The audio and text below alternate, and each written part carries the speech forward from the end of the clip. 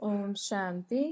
आज मीठे मीठे श्री बाबा ब्रह्मा के तन द्वारा कहते हैं, मीठे मीठे बच्चे, बाबा हमें कहते हैं कि अब आपको सदा हमें ना हमारी आत्मा सदा परमात्मा की छत्र छाया के नीचे है, ऐसा अनुभव करके चलना है। जैसे टीवी में ऐसे मूवीज में ऐसे दिखाते हैं ना कि स्टेज पर एक्टर खड़ा है और उसके ऊपर लाइट आ रही है, बाकी सब जगह अंधेरा है। तो ऐसे देखो, दुनिया में कहते हैं ना, अंधेरी दुनिया है ये। कहते हैं ये दुनिया अंधेरी दुनिया है, क्योंकि यहाँ किसी को समझ नहीं है, किसी को भी नहीं है। आप देखो दुनिया में हर एक दूसरे से राय ले रहा है, हर एक इधर उधर भटक रहा है, हर एक को सब कुछ होते हुए भी कुछ समझ में नहीं आ रहा। जैसे तो अंधेरे में कुछ नजर नहीं आता है ना, वैसी ही हो गई है ना दुनिया। मतलब देखो, जब अंधेरे में किसी को नजर नहीं आता है तो लोग एक दूसरे के सहारे हाथ पकड़ के चलते हैं, एक दूसरे को बुलाते हैं, नहीं? तो वैसी इस दुनिया में भी है कि सब कुछ होते हुए भी लोगों को समझ में नहीं आ रहा है कि जीवन में हम सुख शांति से कैसे रहें, खुशी से कैसे रहें। बस बाहर की समझ है कैसे चीजें बनेंगी, कैसे मशीन बनेगी। आज लोग अच्छी अच्छी गाड़ियां बना सकते हैं, एरोप्लेन बना सकते हैं, स्पेस तक भी जा सकते हैं, लेकिन सदा उनसे कोई हमें उनसे कुछ हानि ना पहुंचे। आज जो चीज बनाओ उसमें अच्छी बात भी है तो बुरी बात भी है। आज गाड़ियों से जाना अच्छी बात भी है, जल्दी भी पहुंच जाएंगे, लेकिन आप सोचो, ये जब गाड़ियां बनाई तब किसी ने हवा के बारे में सोचा? किसी ने सोचा कि भाई हम इतनी गाड़ियां बना रहे हैं तो प्रकृति में जो हवा है वो कितनी प्रदूषित हो जाएगी, और वो हवा तो हमारे जीवन के लिए कितनी जरूरी है। आज हर एक जो भी सांस ले रहा है उसमें कितने सारे जर्म्स हैं, कितने सारे फ्रेश हवा है आज दुनिया में। तो आप सोचने में तो लोग बोलेंगे, अरे जिसने गाड़ी बनाई, इतनी अच्छी कार बनाई, इतना अच्छा प्लेन बनाया, कितना समझदार है। पर परमात्मा कहते ये आपने समझ करी है या अपने 5 तत्वों से बना हुआ जो शरीर है उसको नुकसान पहुंचाया है या बहुत अच्छा काम किए? कहने में तो लोग साइंस ने कितनी तरक्की करी है, लेकिन हमारे हवा को ही प्रदूषित कर दिया है। कितनी बीमारियां भी तो आई है ना। जब से गाड़ियां आई हैं तो बीमारियां भी आई हैं। बीमारियां आएंगी तो डॉक्टर भी बढ़ेंगे, दवाइयां भी बढ़ेंगी, आत्माओं का शरीर छोड़ना भी बढ़ेगा। तो हम अपने ही नुकसान के लिए सब कुछ कर रहे हैं। फायदा तो है, चलो आप बहुत जल्दी वहां तक पहुंच जाओगे, यही हम पैदल पैदल भी जा सकते हैं, थोड़ी देरी लगेगी, लेकिन शरीर का पैदल चलना भी अच्छा हो जाएगा। तो हम उसी हिसाब से ही फिर इतनी दूर दूर जगह भी नहीं बनाते। देखो पहले भी तो सब होता था ना, लेकिन क्या होता है कि जैसे जैसे पॉपुलेशन बढ़ती जाती है, लोग बढ़ते जाते हैं। देखो एक ऐसे भी हो सकता है, अगर हम गाड़ियां नहीं होती तो हम सब कोशिश करते कि हम सब संबंधी जो हमारे हैं हम आसपास ही रहें, ताकि हमें ज्यादा दूर पैदल आदि नहीं करना पड़े, और लोगों में खुशी भी होती, लोग तंदुरुस्त भी रहते। आज लोग दूर दूर रहते हैं, एक तो ये दूर दूर रहेंगे, एक दूसरे का मुंह भी नहीं देखेंगे, बात भी नहीं करेंगे, उसके कारण फिर लोग टीवी देख रहे हैं, मोबाइल यूज कर रहे हैं, वो भी नुकसान है ना। इससे अच्छा आप लोग सब साथ में आसपास रह लो, तो आसपास जब भी किसी से बात करनी हो, कुछ भी करना हो, सब मिलजुल के रहेंगे। थोड़ा एंटरटेनमेंट भी रहेंगे, खुशी भी होगी, नहीं? कितना मजा आता है दुनिया में। लेकिन मनुष्य आत्मा की सोच ने सब कुछ बिगाड़ दिया, प्रकृति को भी बिगाड़ दिया, अपने शरीर को भी बिगाड़ दिया, अपने मूड को भी बिगाड़ दिया। आज लोग कितना दूर दूर रह रहे हैं, फायदा क्या है? नहीं, जीवन में शादी क्यों करते हैं लोग? ताकि परिवार बने, लोग एक दूसरे से मिलें, खाएं पिए, खुश रहें। लेकिन आजकल लोग शादी करते हैं, बच्चे पैदा करते हैं, बच्चे थोड़े ही बड़े हुए, कोई कहाँ कोई कहाँ कोई कहाँ। क्या फायदा लोगों का शादी करके बच्चे पैदा, इससे तो अकेले रहना था तो अकेले ही रह लेते। तो खुशी नहीं है ना, खुशी नहीं है, फिर कोई बीमार हो रहा है, कोई परेशान हो रहा है, फिर अल्टीमेटम लोग भगवान को ही परेशान कर रहे हैं। भगवान ऊपर रहते हैं शांति में। अब भगवान ने आपको इतनी अच्छी दुनिया, स्वर्ग जैसी दुनिया बना के दी, उसको मनुष्य आत्माओं ने कितना गंदी तरीके से बिगाड़ दिया है, सोचो। स्वर्ग परमात्मा ने सृष्टि पर सोने की दुनिया बनाई थी। कहते हैं ना, भगवान ने ये सृष्टि रची, भगवान ने ये सृष्टि थोड़ी रची है नर्क जैसी। देखो, आपके माँ बाप, आपके जो भी संबंधी, जो भी लोग कुछ बनाते हैं, कुछ खरीद के देते हैं आपको, तो वो तो अच्छी चीजें ही खरीद के देते हैं ना। हम उनको रॉन्ग वे में यूज कर करके खराब कर देते हैं। तो ऐसे परमात्मा भी हम आत्माओं के बाप हैं, उन्होंने तो हमें स्वर्ग जैसी दुनिया बना के दी थी। कहते हैं ना, भारत पहले सोने की चिड़िया था, अर्थात इसी भारत पे पहले सोने हीरे के मकान बनते थे। सोचो, सोने हीरे के मकान बनते थे। और वो कहते भी हैं शेर बकरी, जहाँ पे शेर बकरी आपस में साथ में रहते थे, ऐसे बोलते हैं ना। तो अर्थात वहां पे सब एक दूसरे से मिलजुल के रहते थे, वहां पे कोई एक दूसरे से लड़ाई झगड़ा नहीं करते थे।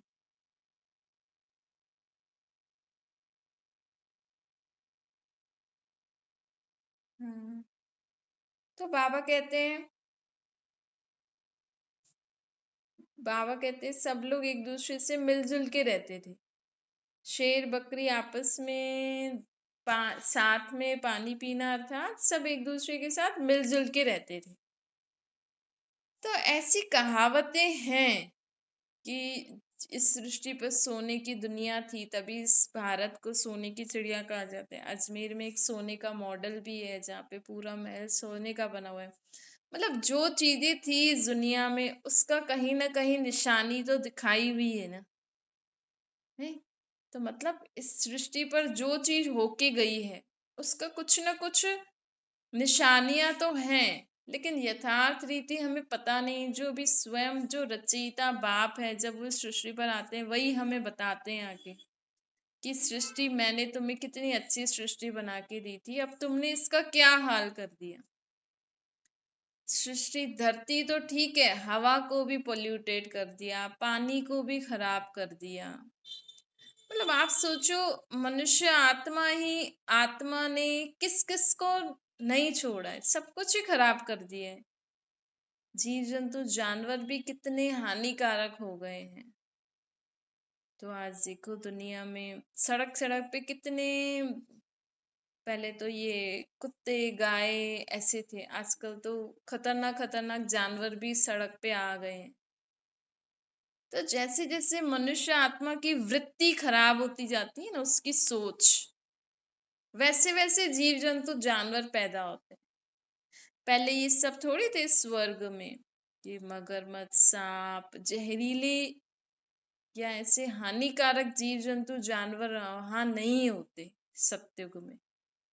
ये तो जैसे जैसे द्वापर से मनुष्य आत्मा की वृत्ति सत्युग त्रेता में ठीक रहती है, सोच सबकी अच्छी निर्विकारी, लेकिन द्वापर कलयुग से मनुष्य आत्मा की सोच खराब होती जाती है।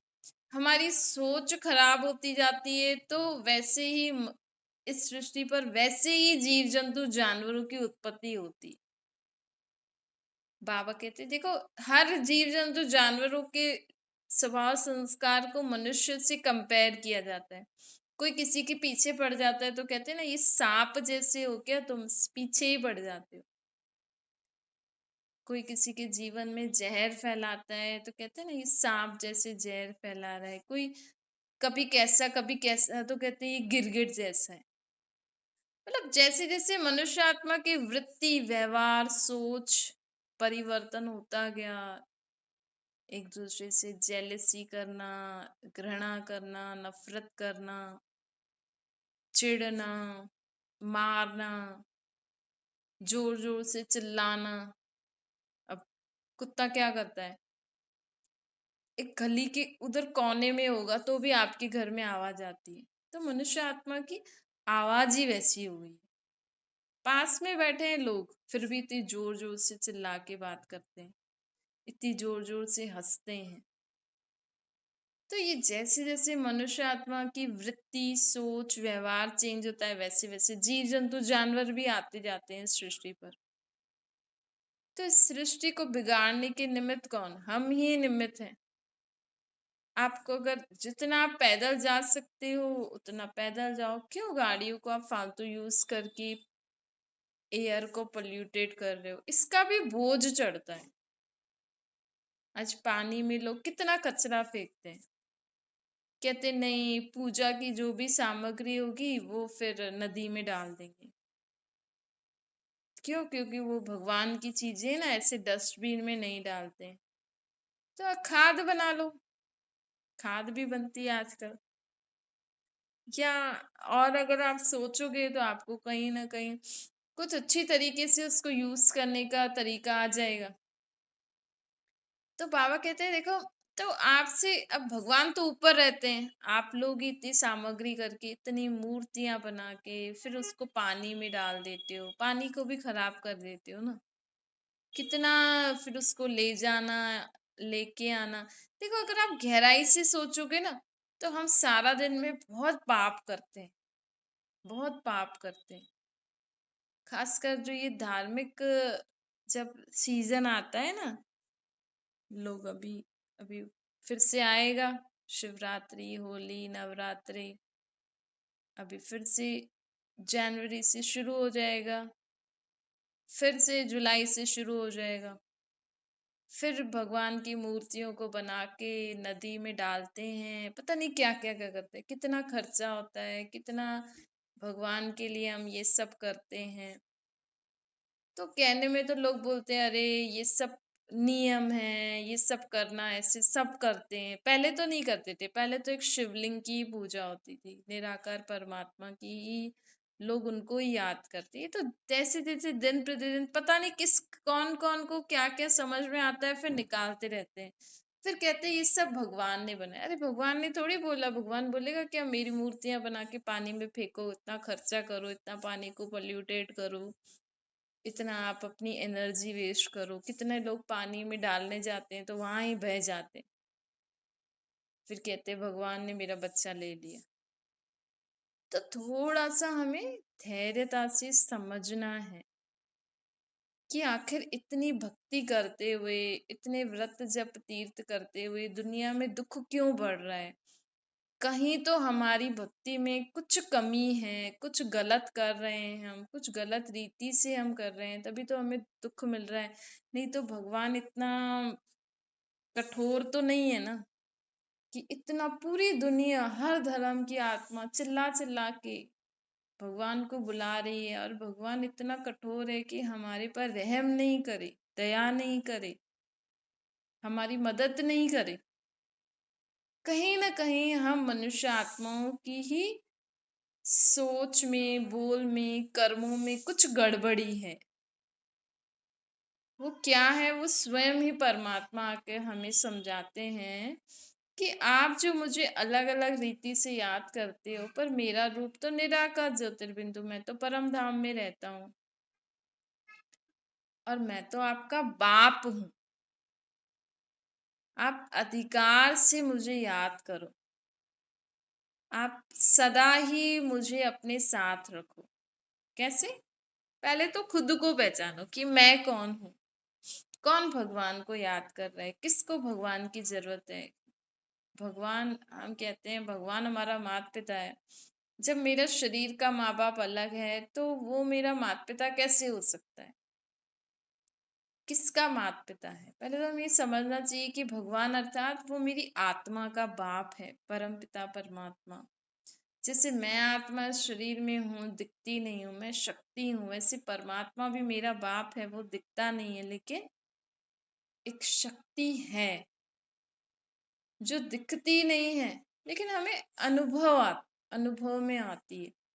जैसे देखो, जब हम उसको आग को टच करते हैं, अब उसमें हमें गरम लगता है, तो गरम चीज दिख थोड़ी रही है, वो फील होता है कि हाँ ये आग गरम है। अब ठंडी है, ठंडी अंदर फील हो रही है ना। आप कमरे में भी बैठे, आपको ठंड फील हो रही है, दिख थोड़ी रही है ठंडी ठंडा कुछ। ऐसी गरम गरम हमें फील होता है, दिखता थोड़ी है। अब ग्लास में आप गरम चाय डाल दो, पानी डाल दो, ग्लास को टच करोगे तो आपको गरम लगेगा। अब गरम गरम वो कुछ गरम दिख थोड़ी रहा है, फील होता है ना। लाइट दिखती थोड़ी है। अब स्विच ऑन कर लेंगे तो वो करंट फ्लो हो रहा है, दिख थोड़ी रहा है हमें।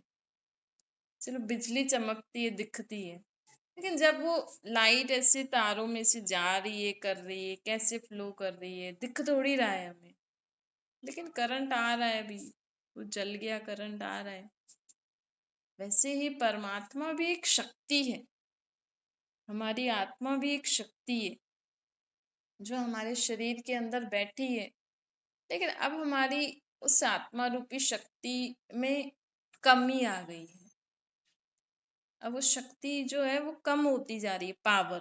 जैसे इलेक्ट्रिसिटी का वोल्टेज कम हो जाता है ना, वैसे हमारी उसमें भी, जैसे देखो इलेक्ट्रिसिटी में भी एक पॉजिटिव, एक मतलब तीन तारें होती हैं अलग अलग फ्लोस की।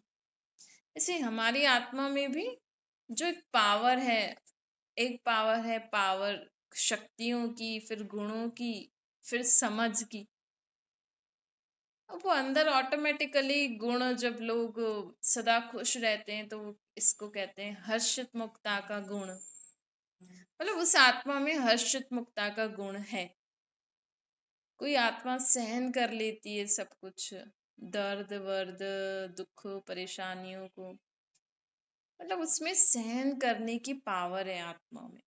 वो कैसे आती है सहन करने की पावर? जब हमारे आत्मा की बुद्धि में पॉजिटिव विचार होंगे ना। जैसे अब करेला कड़वा होता है, अगर हमें बुद्धि में समझ होगी कि नहीं ये कड़वे करेले को खाने से हमारे शरीर में फायदा होता है, तो हम उसकी कड़वाहट को सहन कर लेते हैं, समा लेते हैं और अच्छे से करेला खा लेते हैं, उसको पॉजिटिव थॉट सिखाते हैं ना। वैसे जीवन में भी कहीं दर्द हो रहा है, कुछ दुख हो रहा है, कुछ परेशानियां हो रही हैं, तो उसको भी पॉजिटिव थॉट से सहन कर लो, समा लो कि चलो ठीक है, मेरा हिसाब किताब है। चलो ठीक है, उस वो आत्मा भी बच्ची, समझ नहीं है, भले शरीर से बड़े हैं लेकिन समझ से छोटे हैं। चलो कोई बात नहीं, बोल दिया तो बोल दिया, कौन सा हम वैसा बन गए? हम बन थोड़ी गए, किसी के पागल बोलने से हम पागल बन थोड़ी जाते। वो जब आप उसको एक्सेप्ट करोगे, जब आप उसको सोचोगे अरे उसने मुझे पागल बोला, मैं पागल हूँ, मैं पागल हूँ, तो ऐसे सोच सोच के तो जरूरी बन जाओगे। ऐसे कभी भी किसी के बैड वर्ड्स, बैड बातों को हमें दिमाग में नहीं रखना चाहिए। इसीलिए तो कहते हैं पॉजिटिव चीजों को हमें सुनना पढ़ना रोज जरूरी है, ताकि हमारी बुद्धि में वो पॉजिटिविटी रहेगी। लोग आज हमें पागल बोलते हैं तो हमें जल्दी दिमाग में बैठ जाता है कि अरे उसने मुझे पागल बोला, अरे उसने मुझे गंवार बोला, अरे उसने मुझे बोला कि ये तो किसी काम का नहीं है, ये तो कुछ नहीं करता है, ये तो बीमार रहता है, ये तो ऐसा है वैसा है। ऐसी नेगेटिव बातों को हम, हमारा दिमाग जल्दी कैच कर लेता है। क्यों? क्योंकि हमारी आत्मा में अभी पावर नहीं है। तो वो पॉजिटिव पावर, और लोग हमें इतनी अच्छी अच्छी बातें कोई बोलते हैं, वो हमारे दिमाग में नहीं बैठती। कितना वंडर है देखो, आज कोई हमें नेगेटिव बातें बोलते हैं ना, आप ऐसे हो, फलाना ऐसा है, वो जल्दी बैठ जाएंगे। क्यों? ये रीजन हमें समझना चाहिए कि हमारी आत्मा में पावर नहीं है कि वो पॉजिटिव चीजों को अपने दिमाग में भी बिठा सके। तो वो पावर कैसे आती है? भगवान को विधि पूर्वक याद करो कि मैं आत्मा हूँ और मुझ आत्मा को पावर चाहिए। इसके लिए मैं परमात्मा, जो कि मैं भी निराकार ज्योतिर्बिंदु दिखती नहीं हूँ, तो मैं भी उसी परमात्मा को याद कर रही हूँ जो निराकार ज्योतिर्बिंदु है, लेकिन दिखता नहीं है। बस हमें याद करना है। हाँ भाई, हाँ, भगवान ऊपर हैं और मैं ऊपर भगवान को याद कर रही हूँ, और वो भगवान को याद करने से, भगवान अर्थात परम पिता परमात्मा, जिनको हम प्यार से बाबा कहते हैं क्योंकि वो हमारे बाबा हैं, तो मैं बाबा को याद कर रही हूँ, तो बाबा ऊपर से नीचे मुझे आत्मा में शक्ति भर रहे हैं, जिससे मुझे आत्मा में पॉजिटिव एनर्जी आ रही है, जिससे मेरी आत्मा में जो भी नेगेटिव बातें हैं बुद्धि में, वो सब निकलती जा रही हैं। मैं आत्मा बहुत अच्छी, शक्तिशाली, गुणवान, ज्ञानवान, शक्तिवान बनती जा रही हूँ। अब रोज ऐसा करके देखो, कर्म क्षेत्र में भी ये याद करो। जैसे तो ऊपर से एक लाइट मेरे मस्तक पर पड़ रही है और बाबा के साथ मैं इस सृष्टि पर काम कर रही हूँ। क्योंकि देखो, दुनिया में सभी अज्ञान अंधेरे में भटक रहे हैं और हम ज्ञान की रोशनी में दुनिया में सभी शक्तियां प्राप्त करने के लिए भटक रहे हैं, और हम सर्वशक्तिवान बाप के साथ हैं। दुनिया में सब कह रहे हैं मुझ निर्गुण आरे में कोई गुण नहीं, और हमारे पास गुणों का सागर बाप के साथ में उठ रही हूँ, बैठ रही हूँ, खा रही हूँ, पी रही हूँ। बस आप इतना ही करते जाओ ना, आपके अंदर सारे गुण, शक्तियां, ज्ञान भरता जाएगा। धीरे धीरे आपको अपने में ऑटोमेटिकली चेंज अनुभव होगा। बस आप इतना ही करो कि ऊपर से एक लाइट, परमात्मा की लाइट मेरे मस्तक पर है, और मैं उस लाइट के अंदर रहकर हर काम कर रही हूँ। तो आपको धीरे धीरे देखो, आप 1 दिन करोगे, 2 दिन करोगे, 3 दिन, 4 दिन, आपको रोज रोज ये अनुभव होगा कि मेरे में कुछ परिवर्तन आ रहा है। पहले मैं जिन चीजों को सहन नहीं कर सकती थी, अब वो मैं सहन करती जा रही हूँ। पहले मैं खुश नहीं रहती थी, अब मैं खुश रह रही हूँ, क्योंकि वो पॉजिटिविटी वाली लाइट हमारी आत्मा में शक्ति भरती रहती है, भरती रहती है। जैसे मोबाइल डिस्चार्ज टाइम पे होता है, तो उसको चार्जिंग पे लगा दो, तो भरता ही जाएगा, भरता ही जाएगा, एट लास्ट 100% हो जाएगा। ऐसे ही हमारी आत्मा में भी जैसे जैसे हम बाबा को याद करते रहते, तो हमारी आत्मा भरती जाती, भरती जाती, भरती जाती। फिर जब 100% हो जाएगा, देखो, हर आत्मा की अपनी अपनी बैटरी होती, तो हर आत्मा जब 100% हो जाएगी अपने अपने बैटरी अनुसार उसकी, तो आप एक सुख स्वरूप, शांत स्वरूप, ऑटोमेटिकली आपके जीवन में शांति, सुख, फिर आपको इस अशांत दुनिया में रहते हुए भी आपको अशांति नहीं महसूस होगी। भले आप किसी अशांत जगह पर भी हो ना, लेकिन आप शांत में रहो। आप भले ही किसी दुख के वातावरण में हो, बहुत तमो प्रधान वातावरण में हो, अगर आपकी आत्मा भरपूर हो जाएगी ना, तो आपको वो तमो प्रधानता टच नहीं होगी, संकल्प भी नहीं आएगा, स्वप्न में भी नहीं आएगा। वो स्टेज सतो प्रधान स्टेज होती है, जब हमारी आत्मा रूपी बैटरी फुल्ली चार्ज हो जाती है। तो हमें वो स्टेज तक पहुंचने के लिए क्या करना है? हर काम, और वो अभी ही हो सकती है। अभी ही हम अपनी आत्मा को फुल्ली चार्ज कर सकते हैं। कैसे? परमात्मा से कनेक्ट कर कर। और उसके लिए कोई हमें बैठ के तपस्या नहीं करनी है। कर्म करते परमात्मा की लाइट के नीचे रहकर हर काम करना है जो आप करते हो सुबह से लेकर रात तक, वो और अच्छा है। बैठ के करोगे ना तो थोड़ा सा मन में डिस्टरबेंस हो जाएगा। काम करते करते अपनी बैटरी को चार्ज करने में बहुत मजा आता है, बहुत इजी होती है। क्योंकि हाँ, कर्म क्षेत्र में जब हम आते हैं तभी तो बातें आती है, तो हमें अपने अंदर चेंज नजर आता है, तो हमें और अच्छा लगता है। अच्छा, मीठे मीठे से खिलते बच्चों प्रति माता पिता बाप दादा का याद प्यार और गुड मॉर्निंग। रूहानी बाप की हम सभी रूहानी बच्चों को नमस्ते। हमारी भी रूहानी माता पिता बाप दादा को याद प्यार गुड मॉर्निंग और नमस्ते। वरदान है श्रीमद् प्रमाण जी हुजूर कर हुजूर को हाजिर अनुभव करने वाले सर्व प्राप्ति संपन्न बनो।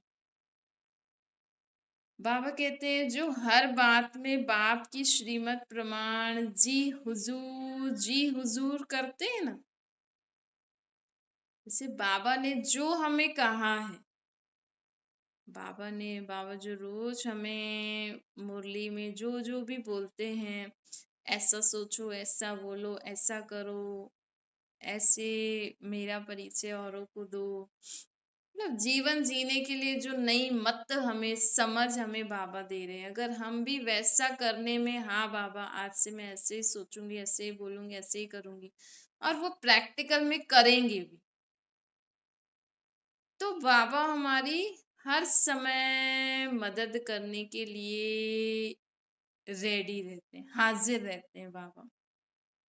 हम भी बाबा की हर श्रीमत को मानकर चलने में अगर हाँ जी करेंगे और करेंगे भी, तो बाबा भी हर समय हमें मदद करने के लिए हाजिर रहते हैं।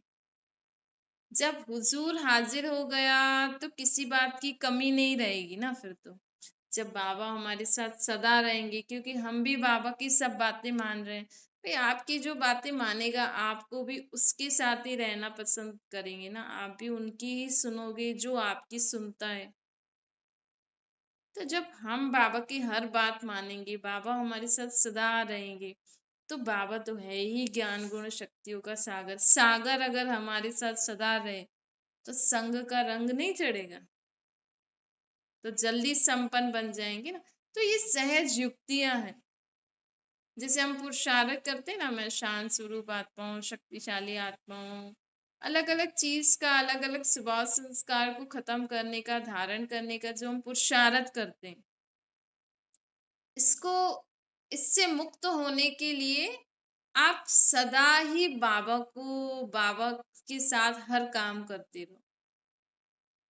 मतलब हमें बाबा सदा ही याद रहे तो संग का रंग लगेगा ना, तो हम जल्दी जल्दी हमारे पुराने स्वभाव संस्कार खत्म हो जाएंगे, जल्दी जल्दी नए धारण हो जाएंगे।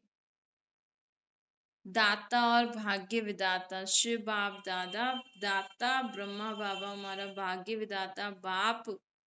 अगर दोनों बाप सदा हमारे साथ रहें तो हमारे दोनों की प्राप्तियों के भाग्य का सितारा हमारे आत्मा में, दोनों के द्वारा जो हमारे आत्मा में प्राप्तियां होंगी, उसका भाग्य का सितारा हमारे मस्तक पर चमकने लगेगा। ठीक है, तो कितना सहज है ना। सिर्फ बाबा की हर आज्ञा पर हाँ जी करते, पालन करते चलो। स्लोगन है परमात्मा वर्षी के अधिकारी बनकर रहो। अर्थात बाबा को अपना बाप मानोगे तो बाबा के वर्षी के अधिकारी हो जाओगे, तो हमें कभी भी अधीनता नहीं आएगी। हम कभी भी ऐसे नहीं बोलेंगे मेरे से ये नहीं हो रहा है, मेरी को मदद करो बाबा, मेरी हेल्प करो, नहीं। हम तो बाबा के बच्चे हैं ना, बच्चा माना सर्ववर्षी का अधिकारी। अधिकारी आत्मा कभी अधीन होती है क्या? अच्छा, ओम शांति। बाबा को याद करिए।